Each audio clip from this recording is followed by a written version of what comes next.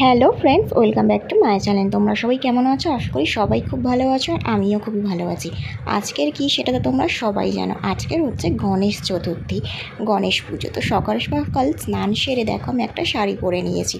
তারপর পুজোর সমস্ত জোগাড় আমি করে নিয়েছি, ফুল, মালা, মিষ্টি, ঠাকুরের বাসন কোসন, ফুল, আম পল্লব, তারপরে ঠাকুরের সিংহাসন গুছিয়ে নিয়েছি, এমনকি ঠাকুরটাও নিয়ে এসেছি। ঠাকুরটাও পুরো কাগজে পুরো মোড়া রয়েছে, নতুন ঠাকুর একদম। তো আমি প্রত্যেক বছর গণেশ পুজো করি ঘট বসিয়ে, আমার যেমন সামর্থ্য সেরকমভাবেই আমি বাড়িতে পুজো করি। তো আজকের সেই পুজোর ভিডিওটাই তোমাদের সাথে আমি শেয়ার করছি। ভালো লাগলে পুরো ভিডিওটা অবশ্যই দেখো, আর দেখতে দেখতে একটা ছোট্ট কাজ লাইক করো। তো গণেশ ঠাকুরটাকে আমি সবার প্রথম গঙ্গার জল দিয়ে স্নান করাবো। তো কিভাবে আমি পুজোটা করি সবটাই তোমরা এই ভিডিওতে দেখতে পাবে। তো চলো বন্ধুরা, তোমরা তাহলে ভিডিওটা একটু স্কিপ না করে দেখতে থাকো।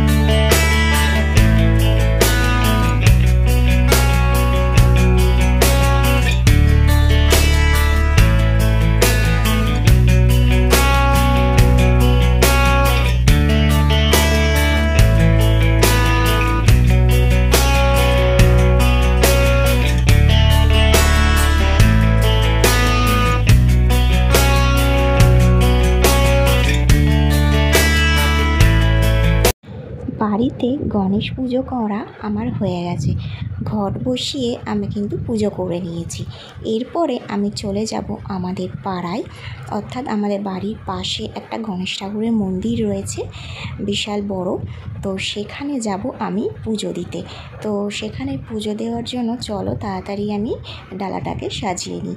তো দেখো চুবড়ি নিয়ে নিয়েছি, এখানে দুটো ফুল নিয়ে নিয়েছি, আর গণেশ ঠাকুরের জন্য একটা মালাও নিয়ে নিয়েছি। তার সাথে একটু লাড্ডু মোদক নিয়ে নিয়েছি, যেটা গণেশ ঠাকুরের সবসময় প্রিয়। তো বাড়িতেও এইভাবে পুজো দিয়েছি, এমনকি মন্দিরেও আমি এবার এইভাবেই নিয়ে চলে যাব। তো একটা ধূপ মোমবাতি নিয়ে নিয়েছি। চলো এবার মন্দিরে গিয়ে পুজোটা সেরে নিই চটপট।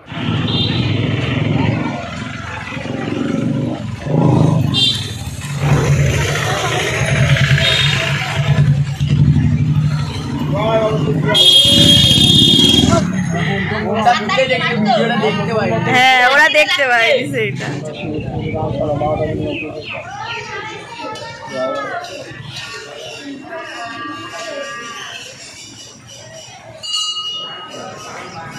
জয় বাবা শ্রী বিরাট গণেশ, জয় গণপতি বাপ্পা, জয় জয় গণপতি বাপ্পা, জয়।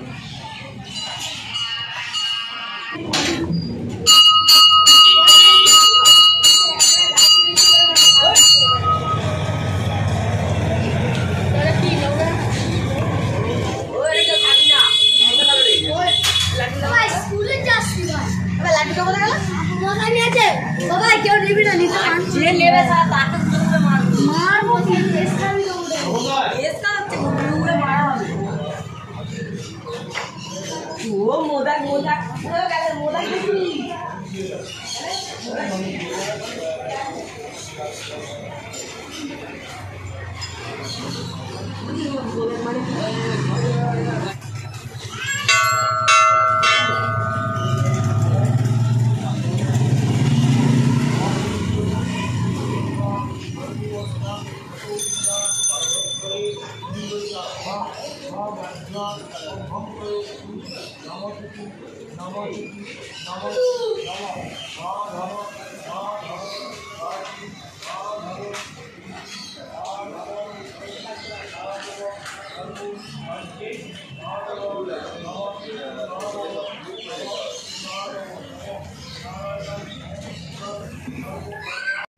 গণেশের মন্দিরে পুজো দিয়ে চলে এলাম বাড়িতে।